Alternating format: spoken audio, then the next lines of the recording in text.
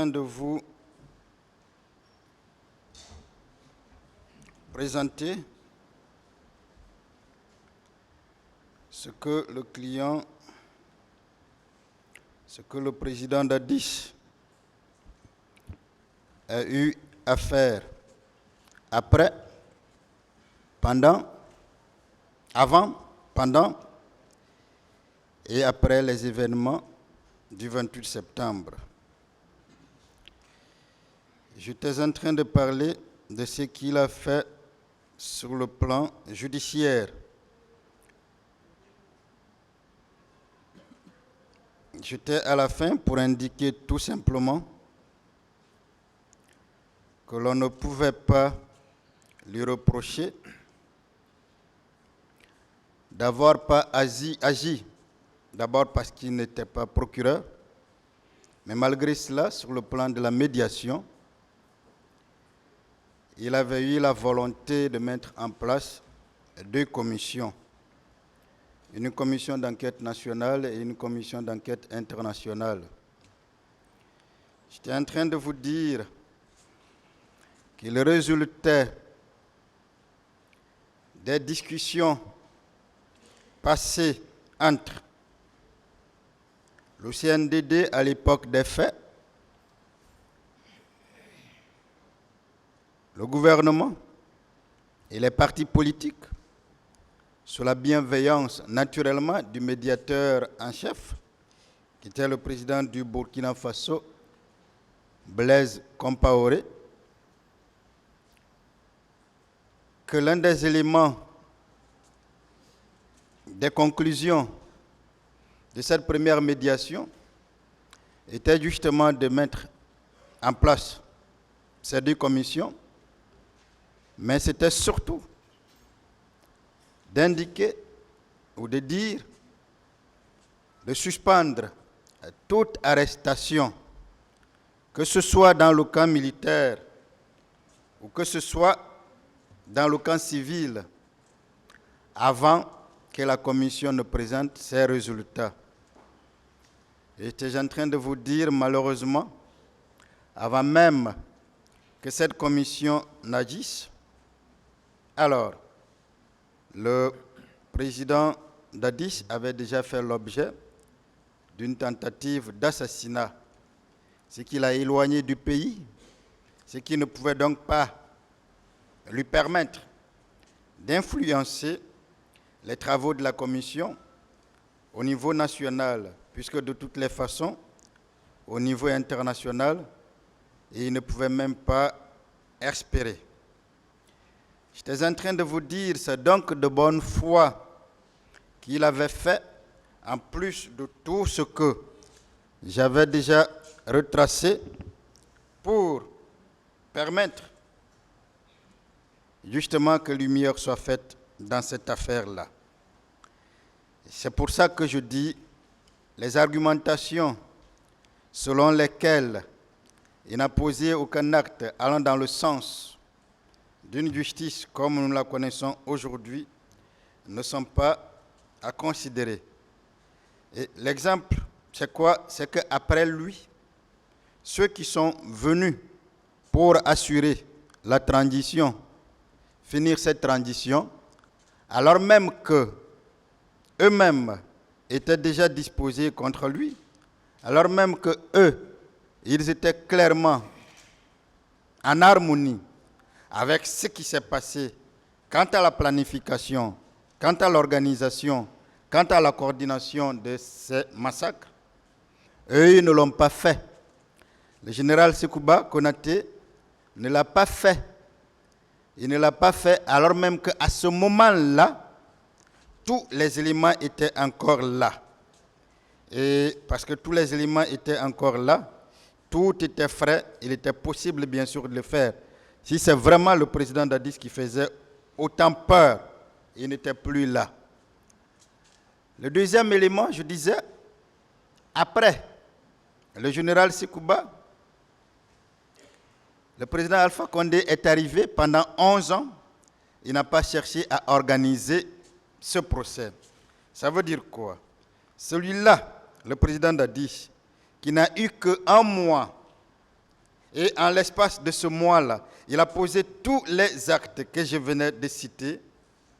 Si nous comparons les deux, vous comprenez clairement que lui, il avait la volonté pour que lumière soit faite. Il avait la volonté parce que, en réalité, il savait ne pas être impliqué dans ça. Parce qu'en réalité, il savait que ce gouvernement n'était pas impliqué dans ça. Parce qu'également, il savait que, quelles que soient les enquêtes, on ne trouverait rien contre lui. Pour moi, ce sont des actes à saluer très clairement et à ne pas minimiser. Malheureusement, le parquet pense, les parties civiles pensent qu'il n'a pas fait assez. Et d'ailleurs, Monsieur le Président, sur le plan de ces sanctions ou sur le plan disciplinaire, on a entendu dans cette salle que le président Dadis n'a pas sanctionné un seul militaire. Vous avez déjà vu le premier fondement lié aux accords qui interdisaient toute sanction tant que la commission n'a pas livré son rapport. Mais sur le plan disciplinaire, c'est tout l'enjeu de l'application des sanctions administratives ou conservatoires de la personne habilitée ainsi que de la procédure à suivre. Nous sommes, Monsieur le Président, avec un militaire au pouvoir. Nous sommes en train de parler des militaires à qui on a répercuté des consignes fermes du président de rester caserné, de ne pas sortir. Et nous sommes dans un cas d'indiscipline. Nous sommes dans des cas plutôt d'indiscipline et d'insubordination. Mais plusieurs questions méritent d'être posées, Monsieur le Président, Messieurs les assesseurs. En présence du ministre de la Défense, le Président peut-il sanctionner directement un militaire et lui infliger une sanction disciplinaire? En présence du chef d'état-major général des armées, le président peut-il sanctionner directement un militaire et lui infliger une sanction disciplinaire? En présence des chefs d'état-major particuliers, le président peut-il sanctionner un militaire et lui infliger une sanction disciplinaire? En présence des commandants d'unité, le président peut-il directement sanctionner un militaire et lui infliger une sanction disciplinaire? Quel rôle doit jouer la hiérarchie militaire dans ce sens-là? Quel rôle cette hiérarchie militaire devrait pouvoir jouer pour permettre justement l'application de ces sanctions? La question est à la fois facile à répondre, mais elle est aussi difficile quand on tient compte du contexte. Et ce contexte-là, qui est celui que nous connaissons, Monsieur le Président. Alors, il faut déjà rappeler que les militaires peuvent faire l'objet d'une gamme de sanctions.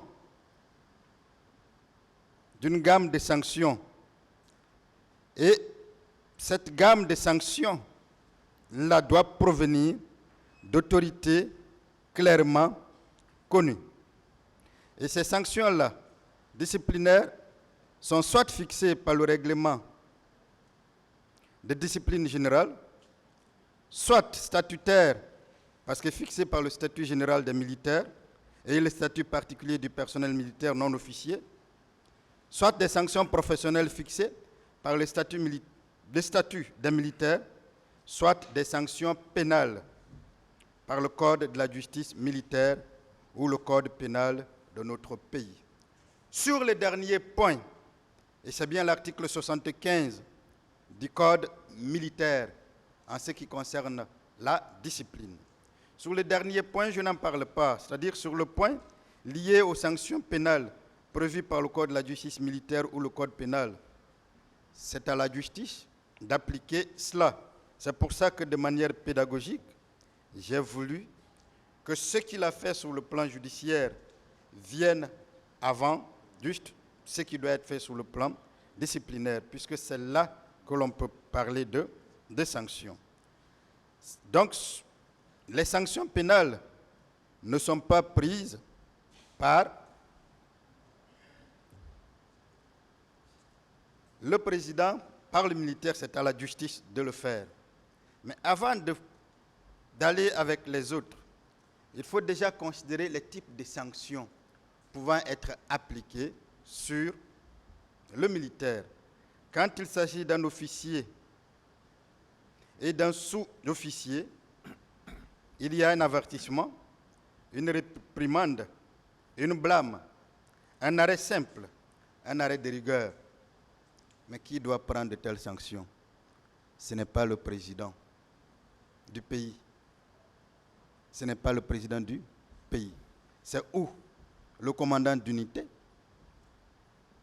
donc le militaire, ou c'est le commandant d'unité lorsque le militaire fautif relève, par exemple, de ce camp ou de ce commandant, mais ce n'est pas le président.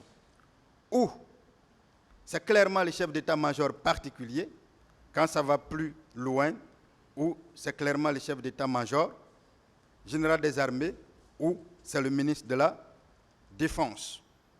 Pour les militaires de rang, il peut s'agir d'un avertissement, d'une consigne, d'une salle de police, d'une prison et régiment, de cellules.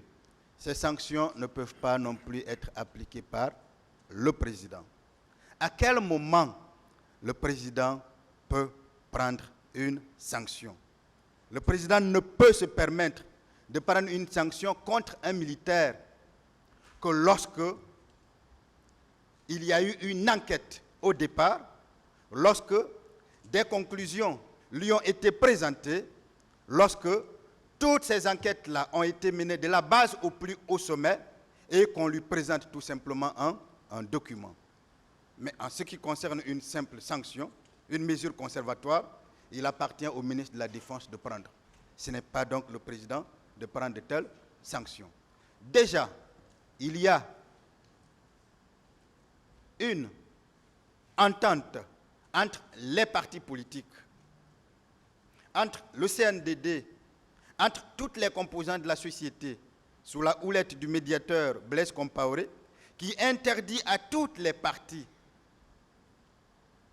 de prendre des sanctions tant qu'il n'y a pas de conclusions. Et ensuite, il y a que sur le plan purement militaire, chaque sanction doit être prise en fonction d'un niveau hiérarchique bien déterminé.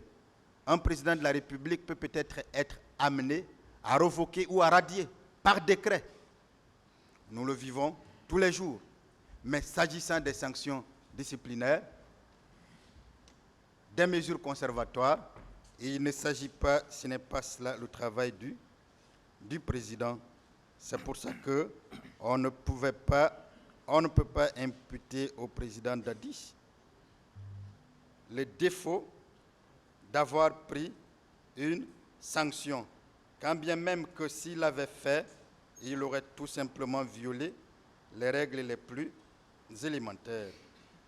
Monsieur le Président, en début de cette présentation, je vous ai dit que de manière pédagogique, j'allais commencer par les infractions dont la commission nécessite une abstention. Les infractions dont la commission nécessite que le président n'a rien fait. Alors, je viens de finir avec l'abstention délictueuse et vous comprendrez qu'après cet exposé-là, rien, mais je dis bien rien, en tout cas en ce qui concerne le droit, en ce qui concerne une démonstration juridique, personne ne pourra dire dans cette salle que le président Dadis est resté bras croisés et donc n'a rien fait. Il a justement agi, et c'est parce qu'il a agi que l'on a pu poser tout ce qu'on a, que j'ai pu indiquer tout ce qui a été dit ici. Ceci dit, je vais donc passer aux infractions dont la commission impose un acte positif, c'est-à-dire une action de l'agent pénal. En pareil cas, le ministère public, encore une fois, avait l'obligation dans ses réquisitions d'indiquer par une démonstration juridique soutenue les actes matériels de complicité posés par le président. Mais il ne l'a pas fait et ça a été clair parce que clairement il a démissionné. Mais nous ne démissionnons pas. C'est pour ça